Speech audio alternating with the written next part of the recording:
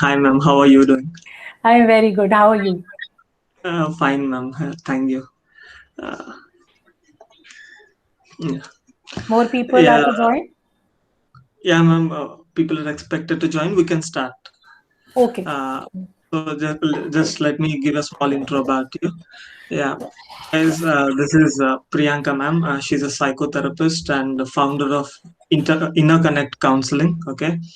Uh, she has done her master's in counseling psychology, and also a certified REBT practitioner from Albert Ills Institute, New York. Okay, she's having 12 long years of experience in this particular field, and she was very nice person. With my interaction with her, I found out okay, no one accepts in the first call. Okay, they're doing it for free. She charges a lot for all these things, but out of her uh, uh, bigger heart, she accepted it in the first call, and she helped us a lot. She was very interactive, and she gave many suggestions to make this more relatable. Yeah, I don't want to eat more time. Okay, now it's off to you, ma'am. Yeah. uh, Just a second, Ganesh. I'm just like yeah, okay, looking okay, ma'am. something.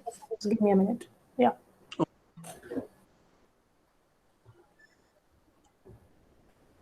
Yes. Thank you, Ganesh, for having me here. Ganesh and Pramod. I think your colleague is also there, right? Both of Yeah, you ma'am. have Pramod contacted is me. also Yes. Thank you, Ganesh. Thank you, Pramod, for having me here. I am glad to see that you youth are working on destigmatizing mental health. It's my pleasure.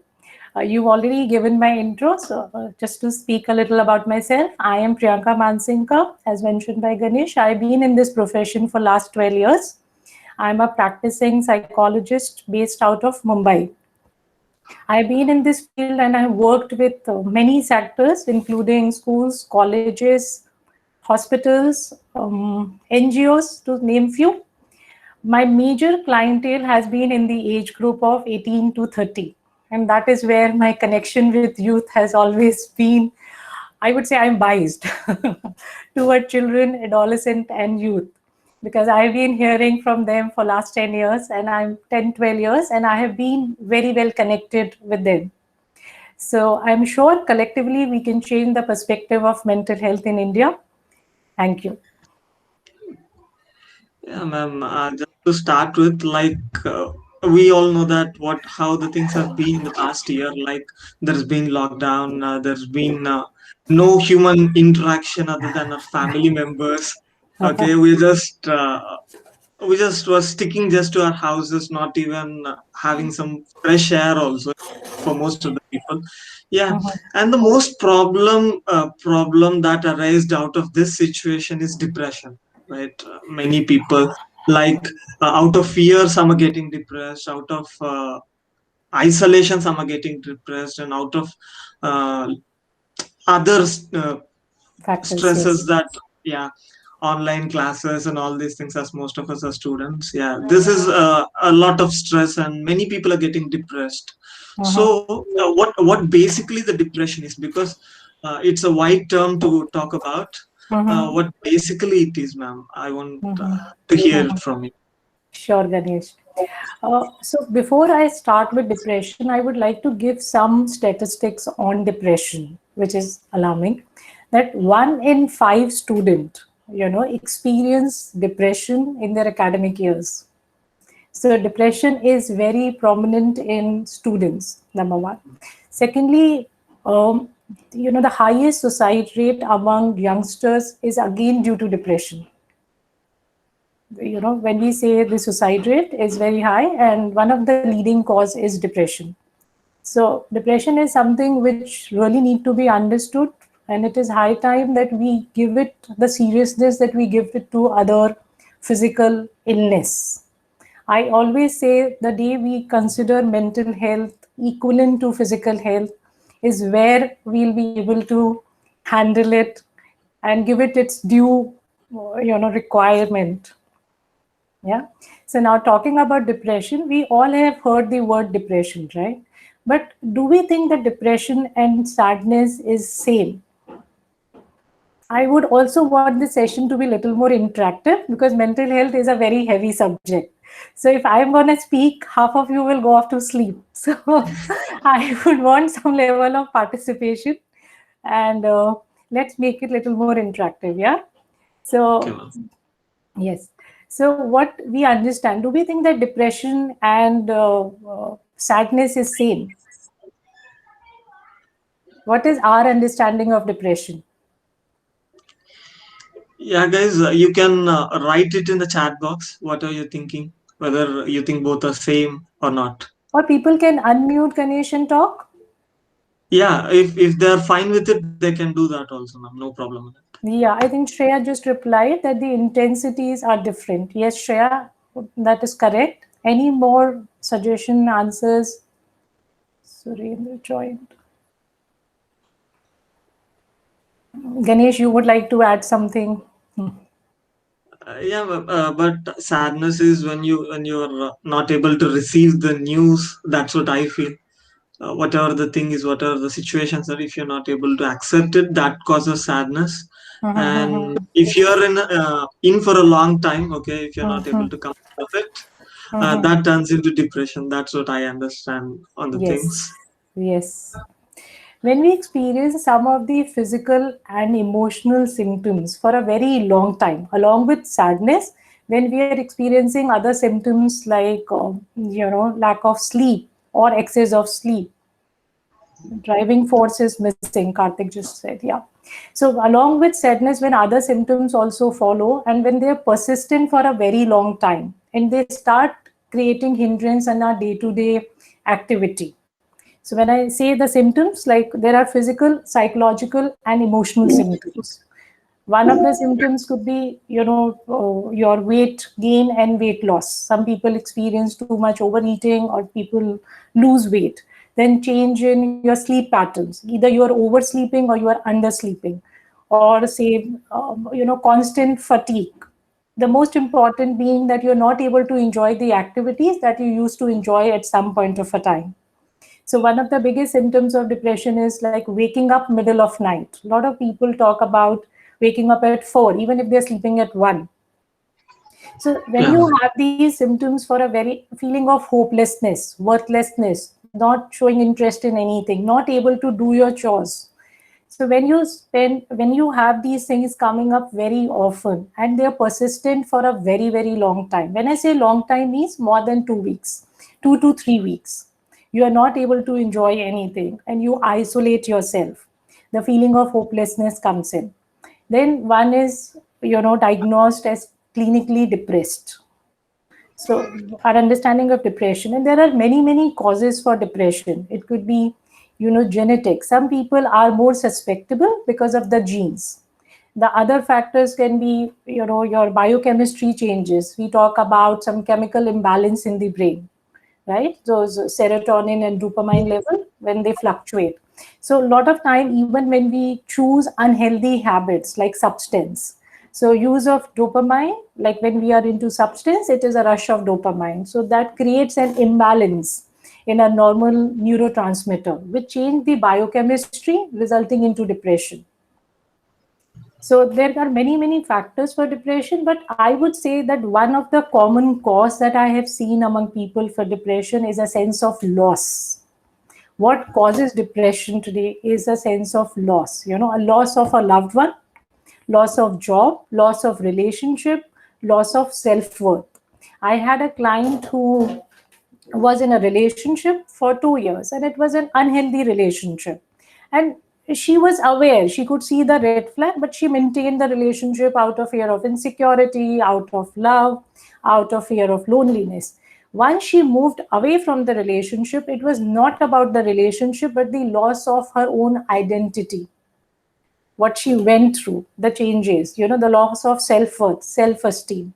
So whenever we experience a huge loss, that normally result into depression if we are not able to cope with that loss in healthier ways. Then these symptoms start prolonging for a long, long time. I also tell people to differentiate between depressive episodes because we all experience some level of depressive episodes in our life, right? I'm sure each one of you must have experienced some level of depressive episode. I'm sure I have, right? And when I say depressive episode, it is a short span when we do experience these symptoms, but we are able to cope in a healthier way, and then we can bounce back from that situation. But when these symptoms prolong for a long time and you do not have healthy coping mechanism, then you get into clinical depression. I hope it answers your query, Ganesh. I can't hear you. Ganesh, you are muted. Yeah, ma'am. Sorry. So if it, I mean, whatever you have explained till now, if it is happening with us, we can diagnose it. I mean, we can Right. at least identify it that we are going into some form of depression. Is there any particular symptoms that we can look out in our friends or family members if they are going into depression or? The same set of symptoms that I mentioned: the loss of appetite, or the overeating, oversleeping, feeling of worthlessness, isolation, feeling irritable and restless, and sometimes even the thoughts of suicide. Especially the note on thoughts of suicide had to be taken up seriously. Yeah, ma'am. So, is there any kind of relation between depression and anxiety? Because most people have this first and later jump into depression, or it happens vice versa with few people. So, what is a clinical observation on this? Normally, people, in my observation and the clients that I have seen, that depression and anxiety, normally people having depression have some level of anxiety, or people with anxiety are more prone to having depression. So they kind of, you can say, go hand in hand, but it's not a necessity that both of them would be, I mean, each person having depression need to have anxiety, or every person undergoing anxiety would have depression. So in a way, they are correlated because both have, similar reason, which I said, nature and nurture. The biggest reason between, having depression and anxiety is nature, which is my biological and physiological component of these mental health illness. So these are common factors, I would say. So there are people more susceptible. As I mentioned, the genes. As I mentioned, there could be chemical imbalance. There is a change in biochemistry. So these are the common things. So if you are someone who is more susceptible because of genes, or you are someone who do not have healthy coping mechanism, or who have gone through trauma, when I'm talking of the the environmental factors or the social factors, then when we consider these factors, these becomes the common ground for people having anxiety and depression, or having both. So, is there any chance that you have anxiety at some level and that is not leading you into depression, or any that kind of situations can happen or not, ma'am? I did not get your question. If you could repeat, or could you just Yeah. clarify it more? No, what I'm asking is anxiety. People are having anxiety. For example, someone is having anxiety, and that is not leading them into depression. Okay, they're just having anxiety, maybe a social anxiety or some other forms of anxiety. So, how to deal with it? I mean, is there any chance that we can stop ourselves from worsening the Anxiety. situation? Okay. So normally when you said people having anxiety, they have anxiety over anxiety. The anxiety people does not get into depression. Normally people have anxiety over their anxiety. That what if I again get an anxiety attack? What if I get a panic attack? So people normally have issues with getting anxiety attacks again and again. So they worry about their anxiety. So I have not seen many people slipping from anxiety into depression, but they do create anxiety over their anxiety. You understand? And then you said how to deal with anxiety, right? Yeah, How ma'am. can one deal with anxiety? So as far as dealing with anxiety, there are many ways one can deal. First, we need to understand what is anxiety all about. Yeah. So anxiety is about fight and flight mode, which we all understand. That is a body way of keeping us safe against a threat. But when this threat is not there and still body's response is getting into fight and flight mode on a constant basis, when we are feeling this fight and flight mode without even a threat, that is where we call it an anxiety disorder. When you are experiencing the symptoms of anxiety like breathlessness, heart palpitation, nervousness, trembling, shivering, sweating, all of these symptoms are happening on a constant basis without even a trigger, without even a threat. That is where there is some kind of a dysregulation has happened in a brain. The brain wiring has changed, which is leading to an unregulated kind of responses. So it is like you are perceiving a dog as a lion. So your mind is perceiving every situation like a situation of life and death. And it is giving you a response to kind of run free, like what we call the fight or flight kind of a response, giving you that adrenaline rush and preparing your body to rush with, extra rush of blood and heart palpitation, all of that. So when these symptoms, the anxiety symptoms, like as I mentioned, they interfere in a day-to-day life, a social life, a personal life, that is where it becomes an anxiety disorder. When I'm not able to function because of these symptoms, it is creating an impairment in my life. You got that? Now, Yeah, ma'am. What are the symptoms or things that we should observe in ourselves, whether if you're going through anxiety or depression?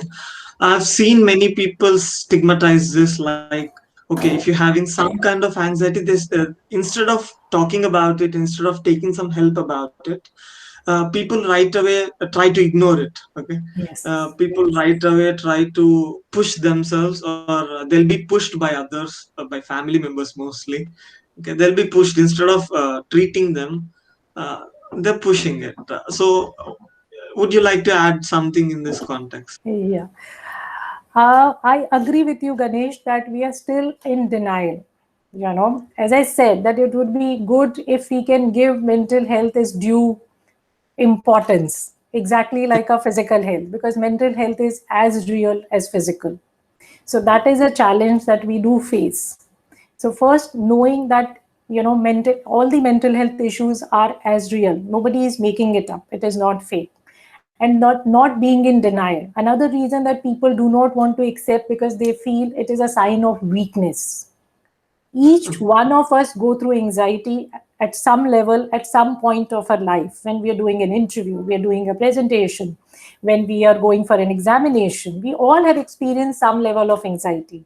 It is just when this anxiety become unregulated, when it is coming without a reason, that it become an anxiety disorder. So when the symptoms of anxiety which we experience in a situation is prolonging and they are very pervasive, they are there all the time, that is where it become an anxiety disorder. It is not a sign of weakness. Anxiety doesn't happen to people who are weak. It can happen to any one of us. It is as much a possibility as a flu or a fever. Depression can happen to anyone the way we can get fever or a flu. There's nothing to be ashamed about.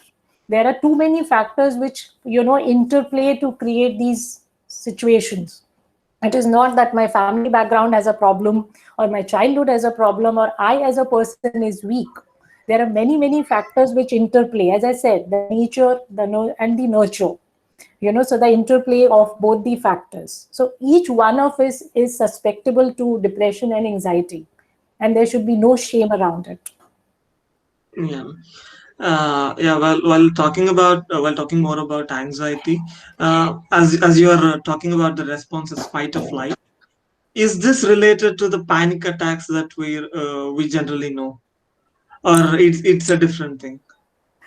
Panic attack is, when your anxiety is heightened to a certain level. Panic attacks are little different from anxiety attacks. So a lot of time people confuse panic attack with anxiety attacks and they use the term little loosely. Whenever we have some anxiety and breathlessness, like I'm having a panic attack. So panic attack is something which it does not happen that frequently. Most of the time people experience is more of anxiety attack. Panic attacks is when you feel that intense surge. It is like an anxiety attack, but these are more short term. When you start feeling choked, it is very similar to having an heart attack. There is a high heart palpitation, there is a choking feeling, there is a feeling of passing out. You start feeling helpless. They are much more intense than the anxiety attack. You can't breathe, you're sweating, you're trembling, you're not in your senses. Some people even like pass out. So those are the symptoms of panic attack. They're like much more intense, and there's like a sudden onset. It just comes and it goes. So the good thing with panic attack is that they normally last between 15 to 20 minutes, maximum 30 minutes. While the anxiety attacks can be much longer. You can experience anxiety for years. Oh. Yeah.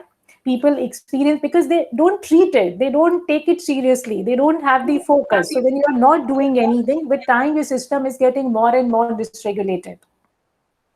So anxiety is much longer, panic is much shorter and intense. The symptoms are almost similar, but they are much sharper, they're much intense. Yeah. As I don't say that it happens with everyone, but I've seen in few cases they are having either depression or anxiety. Instead of getting it treated, they get into substances, different kinds. Yeah, they start abusing them, and yeah, I mean, is this the right way to tackle this thing? Because many people are doing it. So I want you to speak. Ganesh, I think the answer would be so nice if some of you gives me the people, because you people know that how it is helping and is it really helping and how does it help? So yeah, will some of you want to give anything on this? Okay. So when we talk about substance, first of all, we need to understand that why we feel good. Why do we choose substance when we are depressed? Most of the time, people use substance in depression. Some people do it in anxiety, but more in depression. Why do we choose to have substance as an option, and why people move to substance when they are depressed? What are they looking for? What are they looking for? They are looking for dopamine. They are looking for pleasure, because nothing is making sense. So there is a vicious cycle of lack of dopamine in the body, and lack of activity, worthlessness, and depression. I'll just explain how it works. So when I am consuming a substance, I am taking dopamine from an outer source, like an external source, right? So when I'm taking dopamine and I'm feeling happy momentarily, it gives you a momentary pleasure and a relief. My body production of dopamine start reducing. It's like people who are in insulin, their body is not producing insulin, right? So Yeah. when you are taking dopamine from outer sources, your own generation of dopamine goes down. And when it starts going down, dopamine is also responsible for many functions like our appetite, like moods, pleasure, motivation, concentration. Dopamine is required. So when my body is not producing enough dopamine, I am not motivated to do anything. That is why there is no activity happening when you are depressed.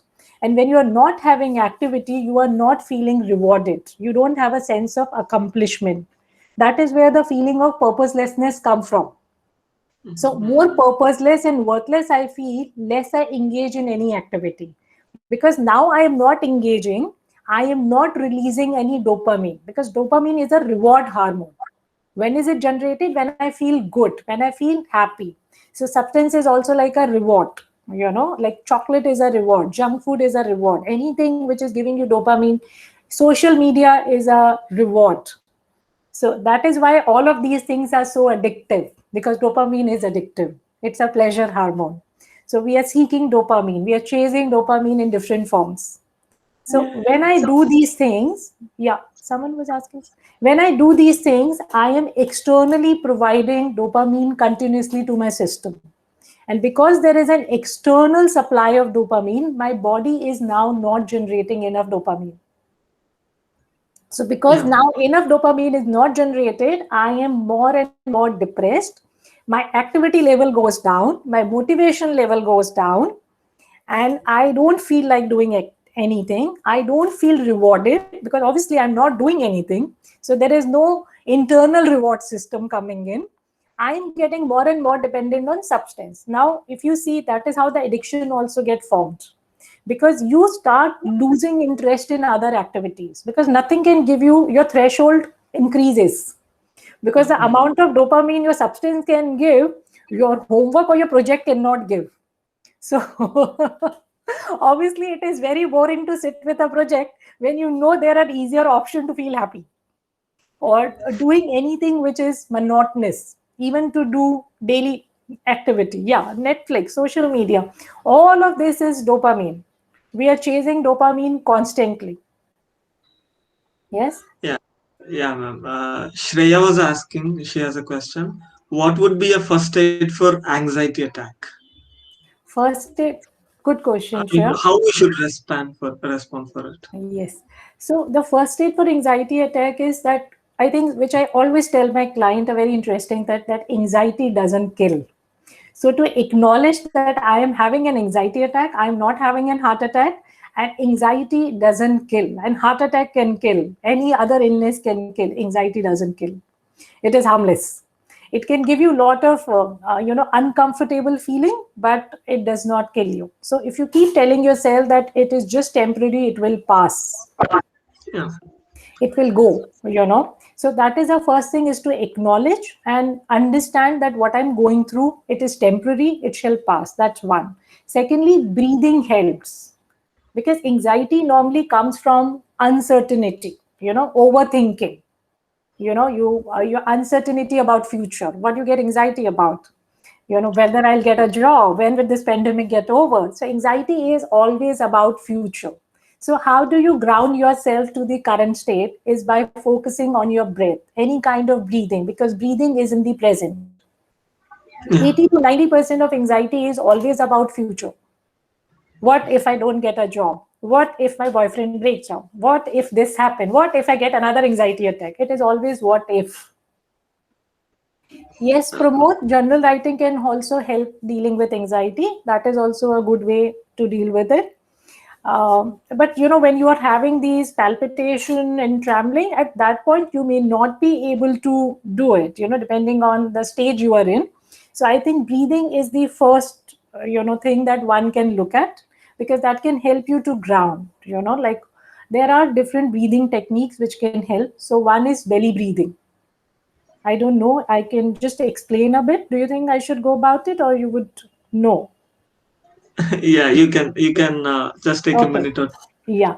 So when we have belly breathing, it is like taking long inhaling, like inhaling from your nose, and your belly has to go out. So when you're inhaling, your belly has to go out like a balloon, and then you breathe out slowly through your mouth.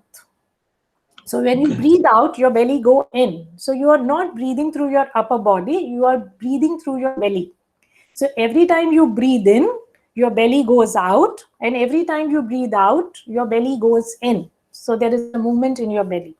As soon as you do some deep breathing, belly breathing exercises, you would see your anxiety levels coming down, because these breathing exercises work on your parasympathetic nervous system, which helps in calming your anxiety.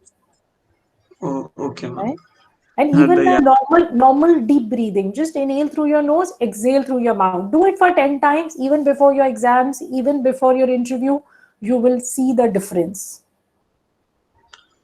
Yeah, and because of this lockdown, to add more to this, because of this lockdown, as people are not very expressive, right? They're just always in their house, isolated, not talking to their family members also, because they have work to do, they have all these new things to adapt and all. Yeah, I've seen a lot of mood swings happening. Okay, sometimes we feel unnecessary uh, excitement to do the things, but we're not able to do it. So all of a sudden we'll just go go down, and we start looking for different things. So how to basically deal with this mood swings, ma'am? Oh, dealing with mood swing, I think, Ganesh, one of the reason we are feeling like this, because a lot of time we are feeling out of control. every day when I'm dealing with client, I said the first thing is to accept what you have right now. Having an acceptance. I even have clients who don't have a job. I have clients who are struggling with lot many things. And I said, right now you have to accept that this is gonna be like this for next 2 to 3 months. So once I get an acceptance, a lot of chaos gets settled, Otherwise, there is a constant chatter. When will I get a job? When will I get out of this situation? Once I accept things are gonna be like this, I can plan myself better. So then having a routine. I don't think so from the time the lockdown has happened, any one of us is following a routine that we used to have. I know people not having bath for days. My clients talking about the level of procrastination which is happening. So having a routine and having a healthy lifestyle. Yeah. So all of those factors, there are too many factors which comes into interplay when it comes to mood swings. My routine, my lifestyle, we are sleeping at 3, then we are getting up at 7 because we have to attend a lecture or we have to do something. So how do you expect your cardiac rhythm to work? How do you expect you to be in a better mindset with those kind of timetable and schedule? So having a routine is very important. And then some of the things that we can do when it comes to mood swings is to figure out things that I can do in this situation rather than always operating from the sense of helplessness. Accepting the situation and figuring out what are the things that I can do now. Can I do and invest into myself? Can I learn something? Can I start a hobby? So giving some level of organization and control, because a lot of time people are feeling out of control, as if their life is not in their control. It's just going by the clock. So when you start planning, organizing, having some structure to your day, you would feel more in control. Yeah, and all because of all these things and mood swings, I've even myself, I was overthinking. Okay, so I just completed my entire first year of my master's online.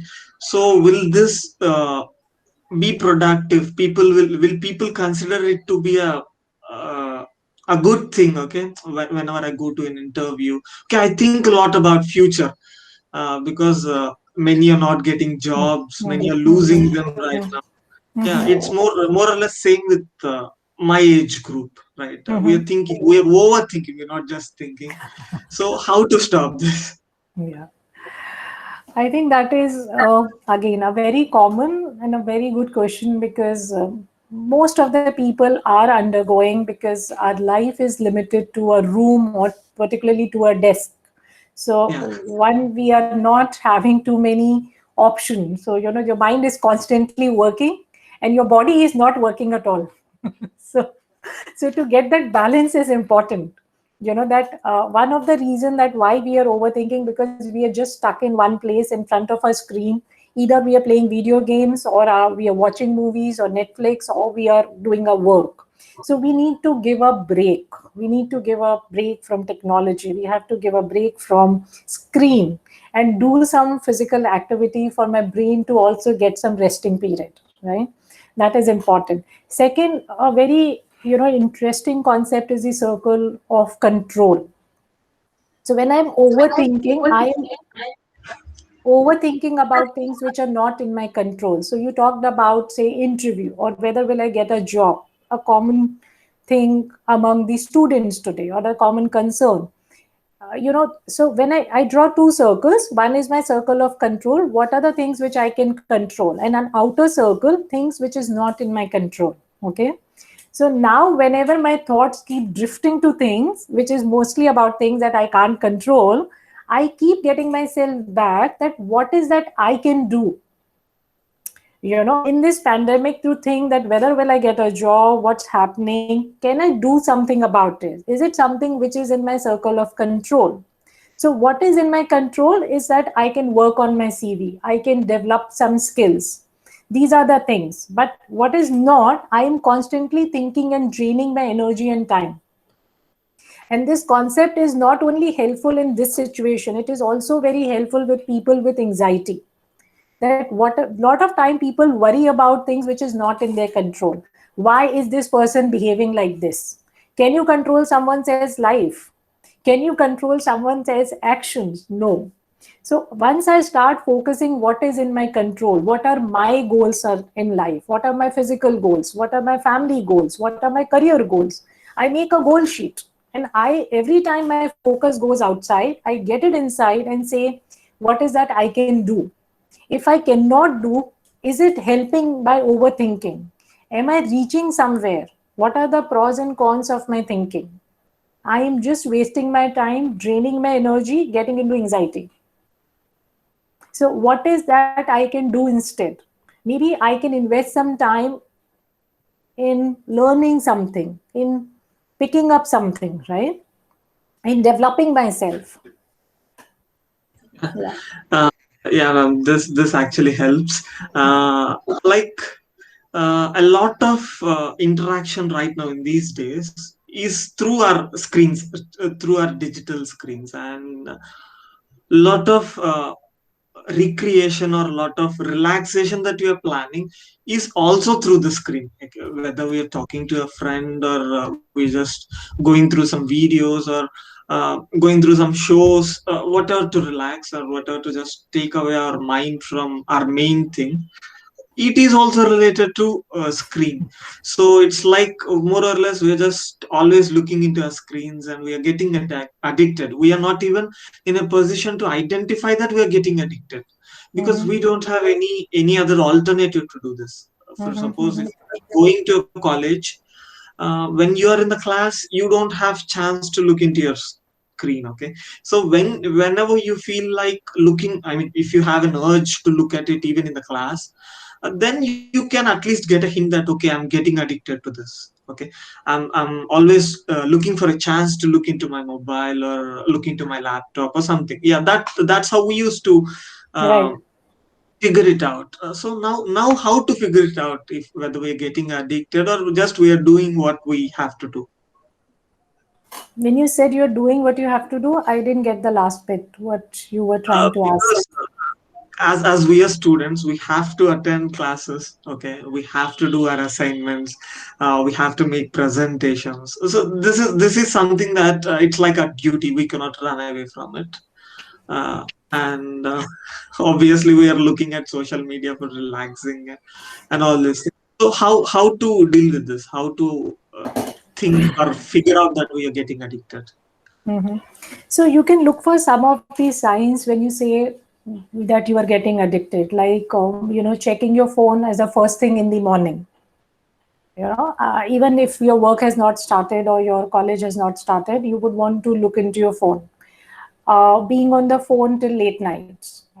I mean, that time you're not working, it's not compulsive, but then we are doing a lot of other things on the phone, right? So, like noticing that how often I am using my phone, like being aware is something. Like some of the times that during my work, like even if I'm doing a project, I have that urge to see what's happening on my social media, what is a new post about, how many people liked my post, what is on my story. So, understanding that, there is some level of urge which is always there. There is some level of addiction which is coming in. Like I just cannot stop myself. So being aware that this is happening and then taking some conscious steps toward it. Like it is almost like practicing de-addiction, like how it works with any other addiction. So it is becoming as bad. As I said, social media is again one of the way to get dopamine, right? Because there is a constant thrill happening somewhere, someone posting somewhere, either on your account or on their account. So there is a constant thrill. So it is again a very, very addictive thing. It is again getting into a dysfunctional zone now. So we have to take some steps towards it. So one of it could be delaying gratification, because we know one of the things with social media is instant gratification. Okay, these many likes, these many comments, this is happening. So there's an instant gratification. And this is not healthy because I'm becoming dependent. And once I don't get the same kind of response, it leads to depression. When I look at other people's life, whether it is real or unreal, I'm getting impacted. So somewhere I know it is not healthy. Secondly, delaying gratification. So when I say delay gratification, every time I have an urge to see my phone, I have to tell my mind that I'm going to see it after finishing my food, or maybe after making a cup of coffee. So when you tell your mind, I will not do it, it forces you to do that thing more. It comes into a rebel mode. So the way to train your mind is to fool your mind, saying your mind that, okay, I'm going to see my phone. Let me finish my bathing. Let me finish my tea. Okay, I'm going to see after dinner. So delaying it, not saying no, but delaying the process. That is how your habit would start changing it. You know, that instead of that urge coming in and you picking it up and scrolling while eating food, tell yourself, okay, let me finish my food, then I'll check my phone. Let me go and make a cup of coffee, then I'll do it. So giving some breaks. Like, you know, it is important how we break a habit, but we need to give some break to it. More you given into it, more addicted you are becoming. So somewhere creating that gap is important. Second way of doing it is like, having a schedule, having a time. Lot of time we are also on social media because we have lot of free time, and we haven't planned our free times. Like what you said, that there's not many ways to entertain. So even once you are done with your work, you will move to Netflix or you would move to any other social media options. So what do I do? So I plan myself. If I really want to get out of it, I make a list of things that I can do. So it could be my hobbies, it could be music, it could be dancing, art, walk, jogging, anything without technology or anything without screen, I would say.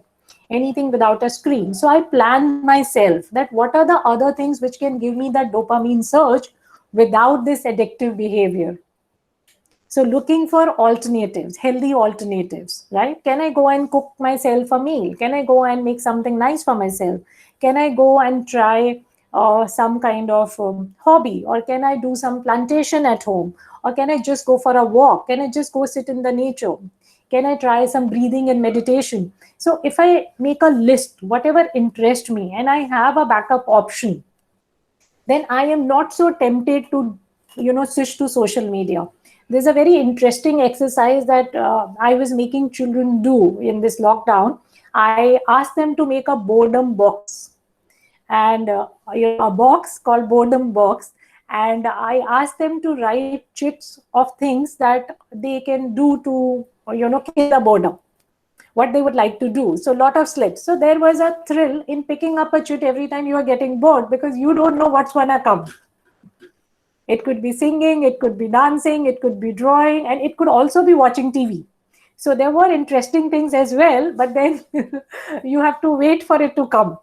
So, so something like that, if we plan ourselves, we are able to do more things because we are not planned. So this comes as default. This is our default entertainment. So if we don't want to get into this, we need to plan other things. We have to find alternative. And other way of also doing is when we call it like an exposure therapy in CBT. Okay. And, like I know my phone is here and I have a temptation to pick it up while I am in a meeting or I'm doing something. I look at my phone, but I control those urges. So it's like an exposure therapy that everything is there available, but I allow those surges to pass. I don't give in to it, right? So I am training my mind that it is there, but I am not acting on it. I'm not acting on the impulse. So, yeah. You are muted. Ganesh, you are on mute. Yeah, there is one question popped up in the chat list. Like they were asking about a proper sleeping pattern. Is there a proper sleeping pattern? And this particular person, even though he's sleeping at 3 a.m., okay, he's having an urge to get up at 8. Okay, by some way or other, he's waking up at 8. So what is that that is not letting us sleep come? Okay, not letting us to slip into there. Okay, what might be the reason of stopping, and what might be the reason of you waking up early even if you don't have enough sleep? There could be a lot of factors which can lead to sleep disturbance, but some of the prominent or the most important factor is anxiety or some level of overthinking. When a mind is not at rest, people who wake up middle of the night or after 4 hours or disturb sleep because there is too much overthinking. So even I'm resting, my body is resting, but my mind is not at rest. There is constantly things going in my mind, and that anxiety and disturbances create disturbed sleep. And other reasons could be, the change of cardiac rhythm. Like what was your sleeping pattern before? So say if you're sleeping at 12 and waking up at 8 earlier, okay, so your Mhm. body is set to that. So even whatever time you sleep, you may wake up at the same time, because it is about my cardiac rhythm, right? What my body has been trained for a long period. So that could be other reasons. So there are many reasons which can lead to this, but these are some of the the common reasons and the more prominent reasons. And there is other question during this depression. Okay, whenever they're Mm, in the phase of mm, depression, when they try to come mhm, out of it, there are different things like self sabotage. Okay, imposter syndrome. mhm, We experience these things at some level. Are mhm. this really a part of depression, or we are experiencing them because we are trying to come out, or in any other thing? What do you think about these things? Mm, yes, so these symptoms are real and one can experience, but this is also a part of your depression. When you are self sabotaging or the imposter syndrome, these are also part of your depression. So it is like what you're experiencing is real. This is the kind of things that different people can feel different things during depression. A lot of people blame the environment and the surrounding. A lot of people will self sabotage that why is it happening to me? There is something wrong about me, and so they take it personally. So there is a lot of self sabotage in that. So one can experience these things, and if you look at dealing it, when we cover depression, I think we did not talk about dealing with depression. So when we are dealing with depression, it also matters that what is my coping mechanism for depression, what are the things that I'm trying to do, how am I dealing with it? Am I just going into trying to explain myself that everything is going to be fine, or am I trying to take help from others, or am I trying to work on some particular method of getting out of depression? So getting out of depression sometimes is not easy on your own. So it is advisable to seek help. There are medication, there are therapies, there are ways one can do it. But one of the way one can try, if you have a mild state of depression or a depressive phase going on, is behavior activation, where one can try doing some basic activities. As I spoke about the dopamine link, that when we are not doing anything, my body is becoming more and more demotivated, lethargic, and becoming depressive. So as I try to push myself to do one or two pleasurable activities, one or two productive exercises.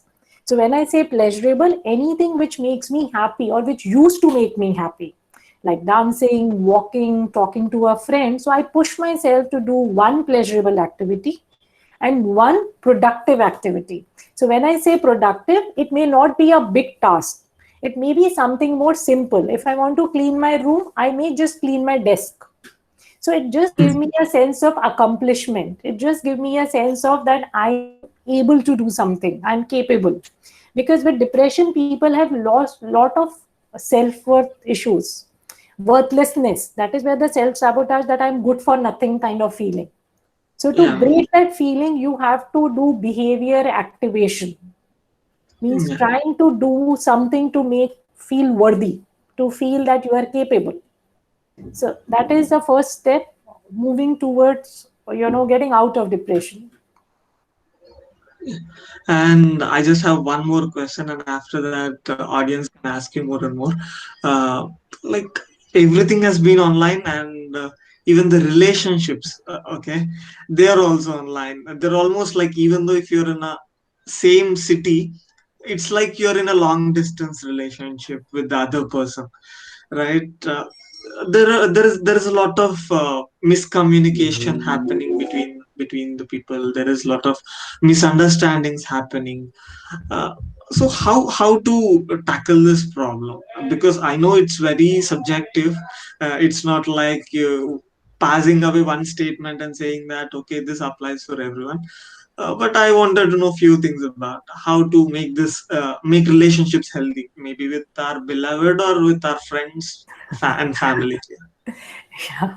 So I think, Anish, this is a very valid question you've asked because I am hearing a lot of breakups happening.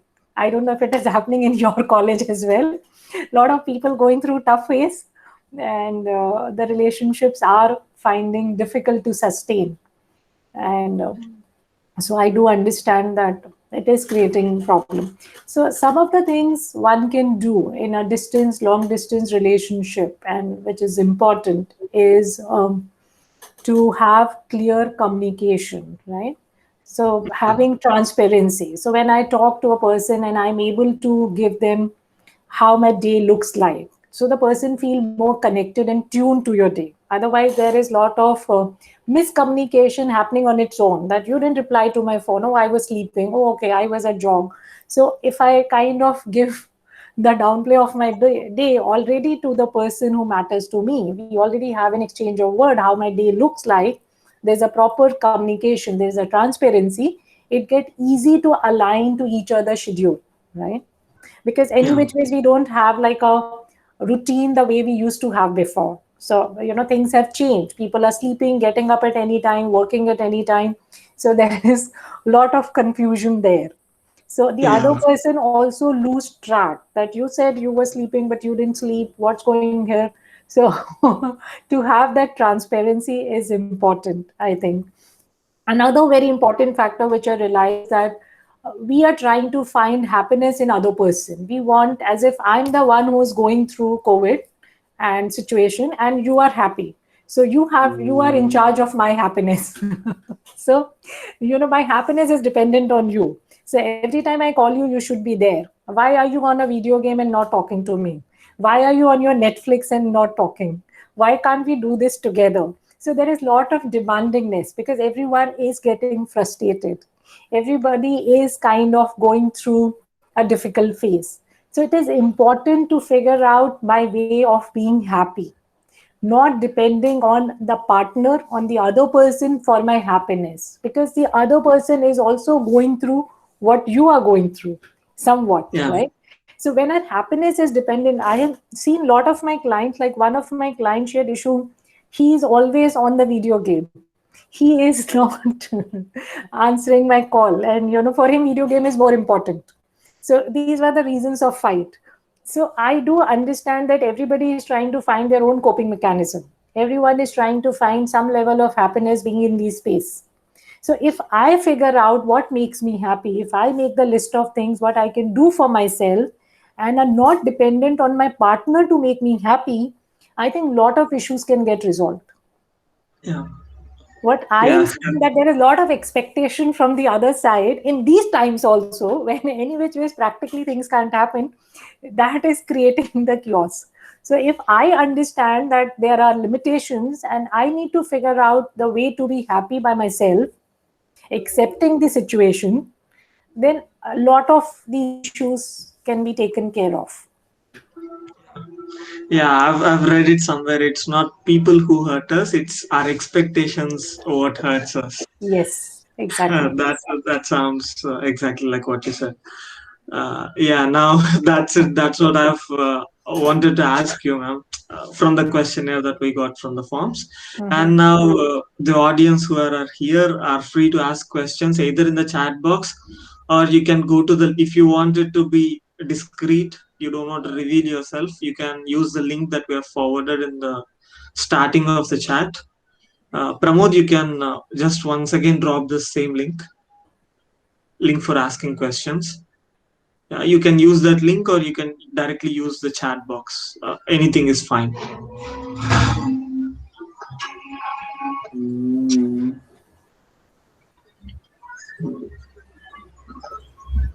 Ganesh, sorry, I missed the Yeah. question. Can you read it? Can you read the questions for me? Because I think, From the chat box, you mean, ma'am? yeah. Yeah. Okay. So there is one question. How does spirituality part helps in coming out of depression? How does spirituality help in coming out Spirituality. of? Yeah. Mm, But spirituality is a very big subject in itself. So when you say spirituality, what kind of spirituality and what level of spirituality one is talking about? When you're talking about meditation, if you're talking about meditation, it is very helpful. When we were talking about anxiety, depression, I did want to mention that mindfulness meditation and other meditations are very, very helpful in depression and anxiety, both, any kind of mental disorder, because they again work on a parasympathetic nervous system.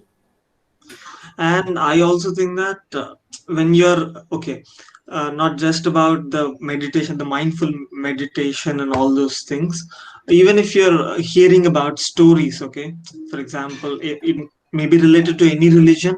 If you're hearing about stories or any narrations, we're just getting our mind occupied there instead of overthinking the things or just over analyzing the things. Our mind is completely occupied there. So I think that also might help us in overcoming Yes, depression at some level. I agree. Yeah. Yeah, Mhm. ma'am. Mm, yeah. So what would be the first aid for anxiety? I said If you that, don't yeah, mind. yeah, we discussed, but I can tell you some more tools. We discussed about breathing, that breathing exercises would be the first tool, because breathing is something which we also have instant, it's available to us.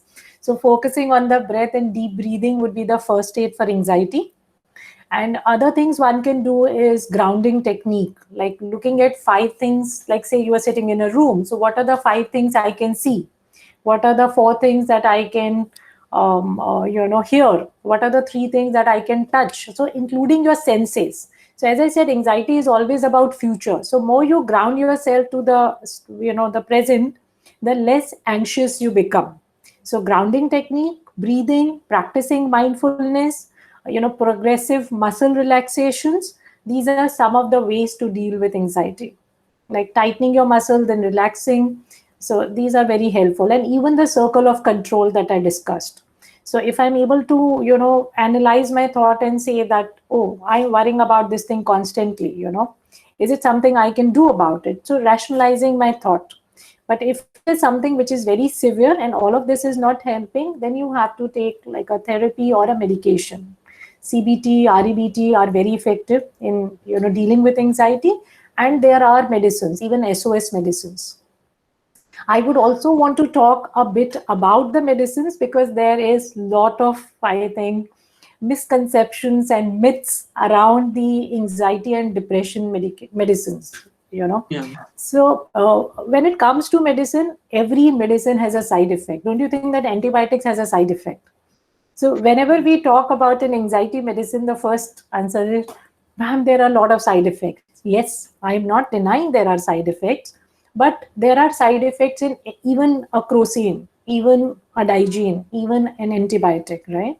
But we have to weigh the suffering that I have, the impairment I am having, and the side effect of medicine. Which one would I like to choose?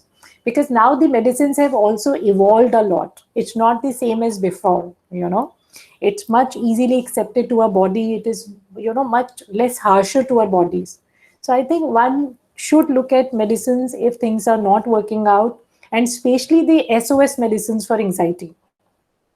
Because I Okay. know people going for interview having panic attack. I had a client who missed her exam because of anxiety. So when you're going under that state, I would say an SOS is a respite for you, because other things may not work at that time. Yeah. Yeah. We have a couple of questions. Hmm. So this is a bit personal. It's anonymous. Okay.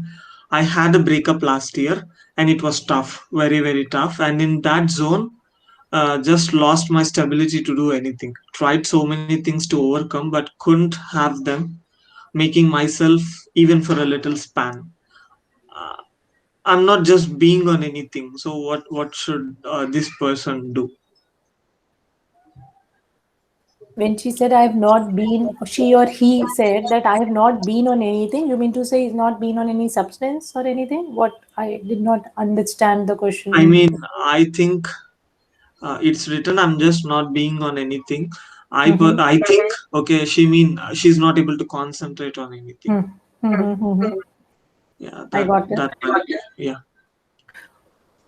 Would you please repeat the question for me, Ganesh? Yeah, ma'am. I had a breakup last year and it was tough, very, very tough. And in that zone, I just lost my stability to do anything. Tried so many things to overcome, but couldn't have them, making myself even for a little span. I mean, she or he are not able to uh, stick to that Got it. routine for a long time. Okay, they were not able to concentrate on anything. So what they should do? How to deal with this? Yes. So dealing with breakup, right? So what are the first you have to understand that what are the symptoms that you are going through? Because as I said, that any kind of a loss can take you into a mild depressive state. So when you said that you are not able to focus or deal with anything, it looks like a mild depressive state or maybe a depressive state for a short span of time, because any kind of a loss leaves us like that. We can't focus, we can't concentrate, a feeling of helplessness. Because when we are in a relationship, there is some level of dependency, and all of a sudden I feel that I have to do everything by myself. My life loses meaning, right?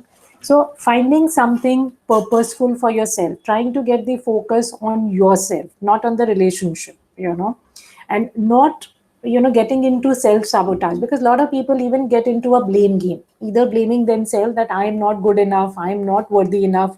So that becomes a very harmful behavior. A lot of time in breakup, people start losing their confidence and self worth. So working on yourself, trying to create a relationship with yourself, looking for some of the healthy coping mechanism, and trying small things. Don't try to put pressure on yourself.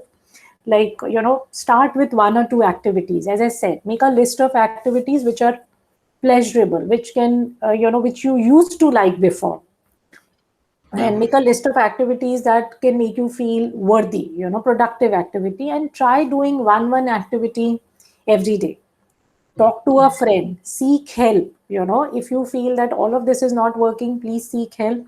Talk to a friend about it. Don't suffer in silence, right? Okay. So even talking to others helps in depression, in feeling like this, and working on your self-worth and self-esteem, because most of the time after breakup, that is something which is really challenged. Yeah. Yeah, and the other question is how to control extreme emotions like extreme anger, extreme. It's mentioned here crying, but what I mean is extreme low self-esteem, very low self-esteem, and hypertension. Yeah, in few cases we are facing it out of anger. How to deal with them? If we are talking about anger, then Ganesh, anger management itself is like a subject of, because other emotions and anger, these every emotion has a different cause and a different way to express. So when it is anger, it is coming from a different narrative in my head, and when it Yeah. is hurt, there is a different narrative. So first to understand that what is the narrative that I'm having, because a lot of the emotion is an outcome of our thoughts. Our Yeah. behavior, our thoughts, and emotions are interconnected. So if I make a triangle, on one end would be my emotion, one end is my behavior, and one end are my thoughts. So Mm. any kind of an emotion, when I talk about anger, I talk about hurt and guilt, it is coming from some level of thoughts and then followed with some level of behavior, right? So when I'm angry, I shout. When I'm hurt, I cry. So crying is a behavior. Shouting is a behavior. Anger is an emotion, right? And where is it coming from? From the narrative, from what I'm telling, what are my thoughts. So say if Yeah. someone has a car accident, okay, and two people have it. So one person may feel that it's okay, at least I'm saved, and and the person will not generate anger. The other person will say, oh, my car got hurt. How could this person be? They don't know how to drive. So now what are the narratives in my head is leading to that anger. The event was the same. Why two people had different emotion or a different reaction?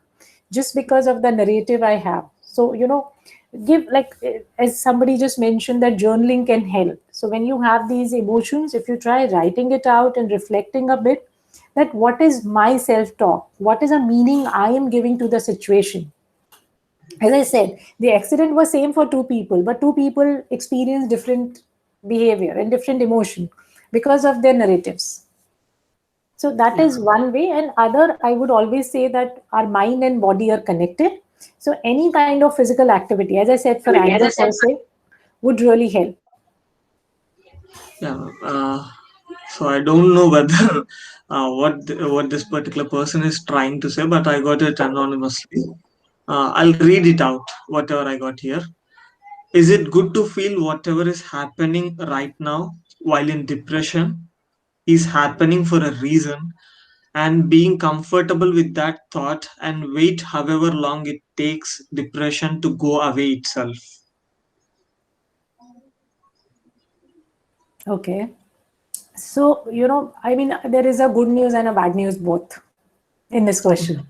What I am able to understand from the data that's been shared, that the good news is that the person is aware and accepting that I have depression, and it will take some time, it will take its own time. So, not trying to fight it out, not trying to, be in that denial. So I think the good news is that there is an acceptance that yes, I'm undergoing depression and it's going to take its own time to heal. But as I said, the bad news or the bad part would be to make it your way of life. I have seen a lot of people, and I'm sure we all would have experienced people living in an unhealthy setup, unhealthy relationships. Even like if you talk about some of our parents, marriages, we see that they're unhealthy, but they have been in that space. They could be mild depressed, but they have chosen to be in that space. Then that is not healthy, because eventually it is manifesting into many other symptoms, physical and mental symptoms. There have been research done that mental illness can lead to a lot of physical manifestations like tumors, cancers, holding resentment. So being in that space for very long is unhealthy, because my biochemistry changes, my chemical imbalance is happening, because constant sadness, constant depression can have a lot of physiological, psychological changes in my body. Yeah. So being in that space and not trying to get out of it, not doing anything, is not something good. Yeah, and there is one more question right here in the chat box. How to be mentally strong from surrounding negativity at this time? Mhm. That's Yeah. So again, I would say the same rule when I use the circle of control, that when it comes to me, if I make my own goals, I have my physical goals, I have my career goals, I have my family goals. So when I try to have my focus on myself, on my circle of control, my locus of control, and I am not so disturbed and bothered by other things happening around, because I Mhm. know I do not have a control. If I say why government is not doing this, what I can do is, what is my role? Can I do some voluntary service? Can I add some value? Then I go and do that. But me wasting my time and energy trying to analyze what others are doing or personalizing what is happening outside is only draining.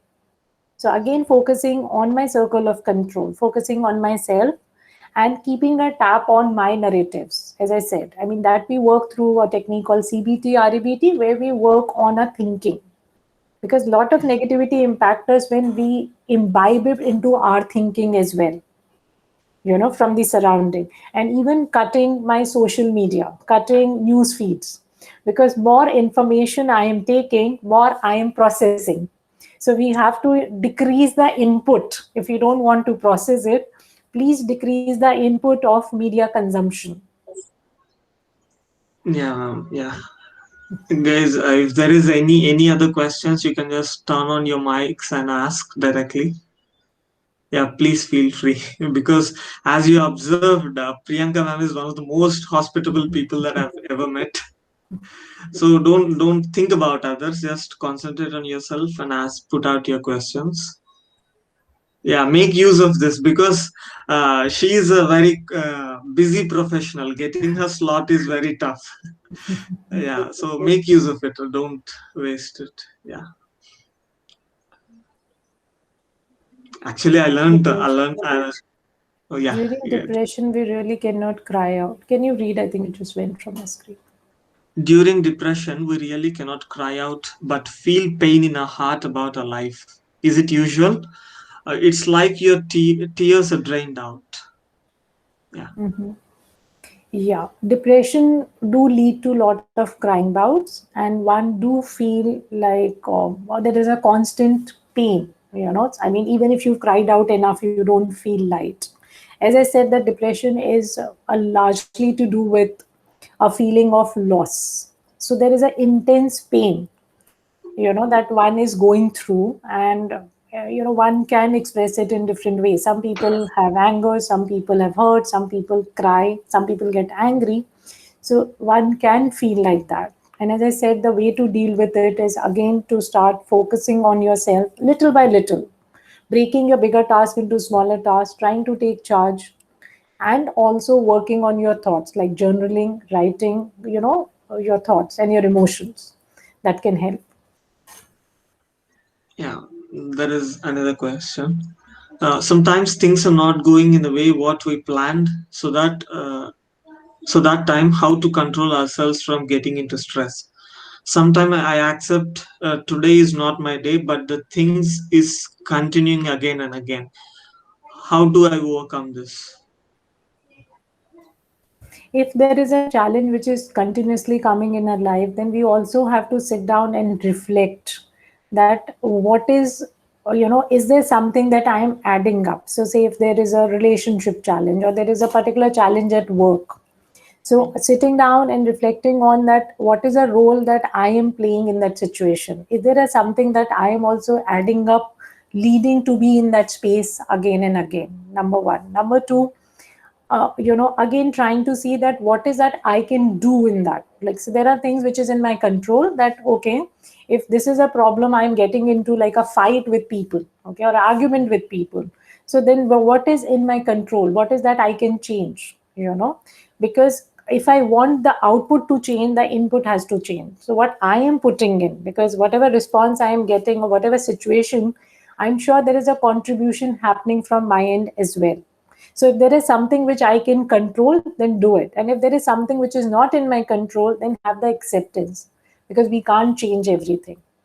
So I always say what you can change, change. And if you can't accept that, okay, can't accept this person to be like this or this, then leave that person or leave that situation.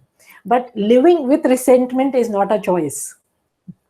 Yeah. The hurt and the agony comes from me living in resentment. I don't want to leave, but at the same time, I'm not happy being there. Mm. So either accept, change, or leave. Living Yeah. with resentment is not the choice. Uh, uh, that's very helpful, ma'am. Actually, Thank you, Ganesh. uh, yeah, I think it's safe to say that all of our doubts are clarified as of now, and it helped us a lot in analyzing the situations, getting a better perspective on the things that are going on right now. Thank you so much, ma'am, for agreeing right away and helping us out. Uh, yeah, there is a feedback form. Feedback link produced in the chat box, which you can use and try to give some feedback. Okay, you can scale. You can just scale away on 0 to 10, or you can give some suggestions, because I don't think there is anything to talk about ma'am's performance, because she just excelled. I mean, I had a different scenario planned in my mind, but this turned out to be way more perfect than that. If there is any kind of uh, suggestions that you would like to be followed from the next sessions, okay, so please add it. And if you want to say something to Priyanka ma'am, whether it's a thank you or you want to ask more about, you could please feel free to do it.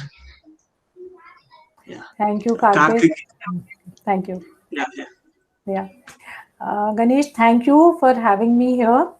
And I think collectively we can change the face of mental health. So I am glad to be here. And for any personal queries, you can share my number with people who could not probably ask questions or they have anything more. So they can WhatsApp me and we can have a personal session or a Okay. communication. So Yeah, you yeah. have my number, you have my links with you, so you Yeah, can ma'am. share it with anyone require any kind of help. Yeah, yeah. Thank you, Pramod, Shrija. you can just share ma'am's number directly in the chat room. Mhm. Yeah.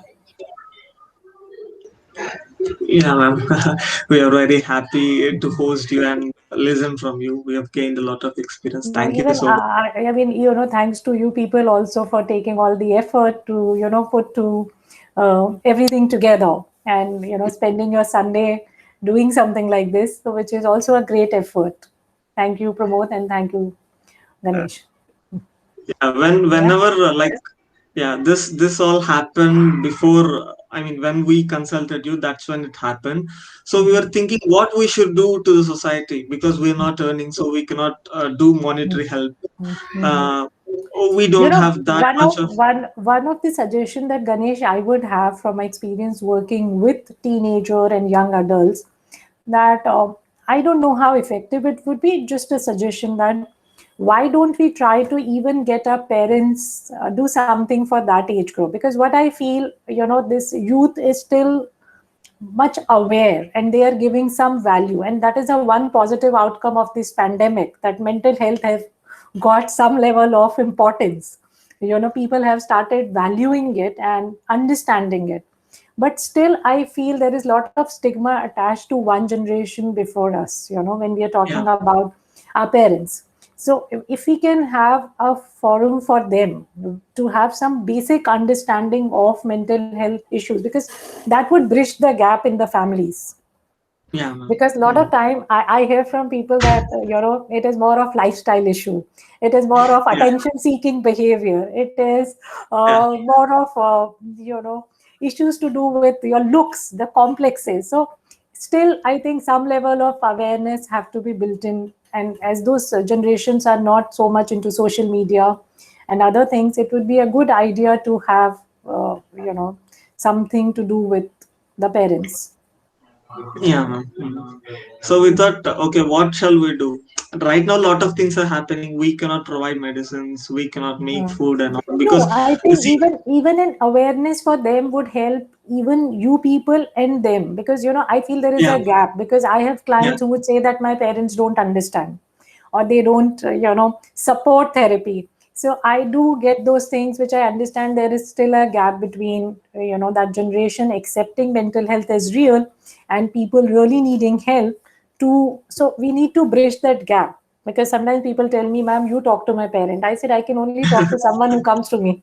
I yeah. cannot go into people's houses and solve problems. So I have my restrictions there, but it would be a good idea to even keep them into the loop and update them that this is happening and this is for real. Yeah, ma'am. Actually, we are planning to do something to working professionals also because they Mhm. are also undergoing a lot of stuff Lot and of- they are not speaking it out because there is a lot of generation gap between us and Mm, the people who are currently working right now. mm, mm, mm, So this is like a trial version where mm, we want mm. to work the things out and see how the things happen. So if everything goes as per plan and if this turns out to be a success, we'll plan some other day for Sure, working professionals also. sure. Okay. Sure, Ganesh. Thank you for all I your take your time. leave. Yes. Thank you. Thank Thank you. Thank you, everyone, for joining it. Thank you. you. Thank you, ma'am. Thank you, Shreya. Also, thank you, Ganesh and Pramod, for organizing it. Yeah. So we need a small help from you guys. The thing is,